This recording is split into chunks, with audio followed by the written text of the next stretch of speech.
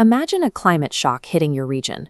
Within 3 days, the just-in-time global delivery system fails, and the local grocery store shelves go completely bare. This vulnerability is a direct result of how economic globalization is structured. You might look around your town and see incredible assets: regenerative farmers, social entrepreneurs, local educators. The problem is that right now, these changemakers operate in silos. They are isolated, which leaves the entire community fragile to outside shocks. To fix this, we have to look at a leadership practice known as weaving.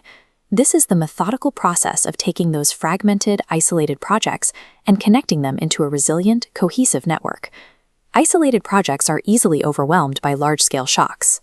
Weaving creates the coordination required for shared resource management, ensuring that if external supply lines fail, local actors already have the communication channels and agreements in place to distribute what remains. Step 1 is learning to see and sense the system. That starts with defining your bioregion. This is the specific geographic, ecological, and cultural boundary where your local coordination will take place. Once you know the boundaries, you need to map the nodes. Grab a piece of paper and write down the names of nearby food producers, public institutions, and local businesses that anchor your community. Next, translate that written list into a physical layout using digital coordination platforms like the open-source Hilo app to plot these actors geographically and see how close they actually are to one another. As you map, actively look for the edges. These are the local innovators doing creative, place-based work who are currently operating without big institutional support. Aim to map at least 15 actors. This gives you the big picture understanding required to make strategic interventions in your local economy. Step 2 is moving from data to relationships.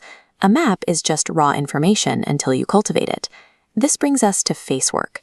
You need to set up one-on-one, face-to-face listening sessions with the actors you just mapped.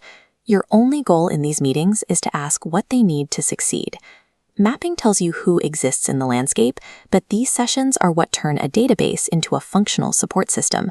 They reveal the specific points of friction that a map alone cannot show. Do not try to extract value or pitch a massive project before you establish trust. Coming in with a big agenda right away permanently undermines your ability to collaborate locally. Consistent, agenda-free listening is the most effective way to convert cold contacts into reliable partnerships. When that global delivery system fails, it is this exact systemic trust that will determine whether a community coordinates or collapses. Step 3 is aligning on a shared vision. Now that you have these trusted connections, bring them into one room to draft a common purpose. To guide this, we use the Weaving Resilience Tapestry framework. Think of the global meta-crisis, the great story of our planet, as the foundational warp threads. Then, your bioregional story forms the vibrant weft threads, representing your lived experience and unique cultural landscape. Use this metaphor to develop a common language with your group. Focus the conversation on local realities, like restoring a specific watershed or rebuilding a local food supply chain. Grounding the vastness of a global crisis into a tangible local narrative makes abstract threats feel personally relevant. This resonance changes how individuals view their own role in the landscape, providing the framework needed to move from private concern to coordinated action. Step 4 is fostering experimental action. It is time to pivot from planning and draft your official bioregional action map. The goal is not to solve every problem at once. You just need to identify one small, collaborative, leapfrog project at the edges of your local system. For example, you might start a shared composting initiative between a local regenerative farm and a neighborhood restaurant. This creates a functional lifeboat strategy on a manageable scale. Do not wait for perfect conditions. The objective here is to prove that localized cooperation works by delivering visible, practical results to the community.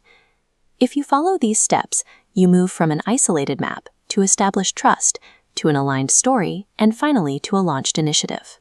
These small, experimental actions build the collective intelligence of your region. They lay the groundwork for much larger systems, like bioregional financing facilities, in the future.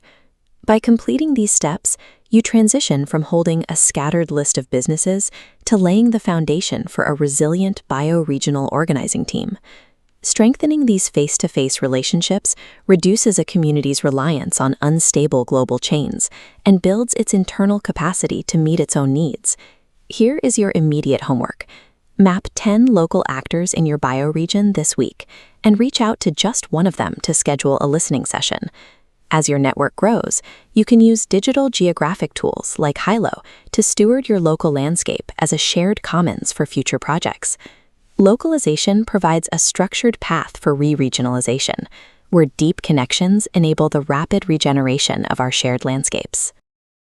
We have built our world on a high-stakes assumption that our industrial momentum is as unsinkable as the steel hulls we once set into the Atlantic.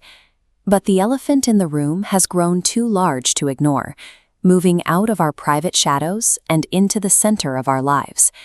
This is the meta-crisis, the tipping point where the stories of endless growth collide with the physical limits of our planet. The Lifeboat mini-course is your immediate, structured transition, a free 5-day journey delivered to your inbox to transform global anxiety into local resilience. Day 1 begins with an audit of the invisible, the energy and water systems you rely on every hour, yet rarely ever see. Day 2 forces a change in your geographical lens, challenging you to locate your true home within your watershed and local bioregion. You won't navigate this terrain alone. You will receive daily study guides and synthesized patterns designed to cut through the noise and reveal the architecture of change. Day 3 asks you to practice active hope in a world facing ecological overshoot. Day 4 introduces the demanding standard of revolutionary love. By tracing the water back to your neighbor's tap, you move beyond the narrow walls of self-help and into the expansive, interconnected practice of systems health. The climax arrives on Day 5 with the introduction of a specific framework for your future, the 9x21 harvest. Who is your mutual guiding spirit in this transition, and which 9 things will you choose to do? Stop waiting for the headlines to crush you. Sign up for the Lifeboat mini-course now. Access your Day 1 materials immediately and join the community hub where the next story of our world is already being written. You can remain tied to the illusion of a collapsing global credit card, or take this course to begin building real systems health today. The Earth is tired of the lie. It is time to dance with the truth.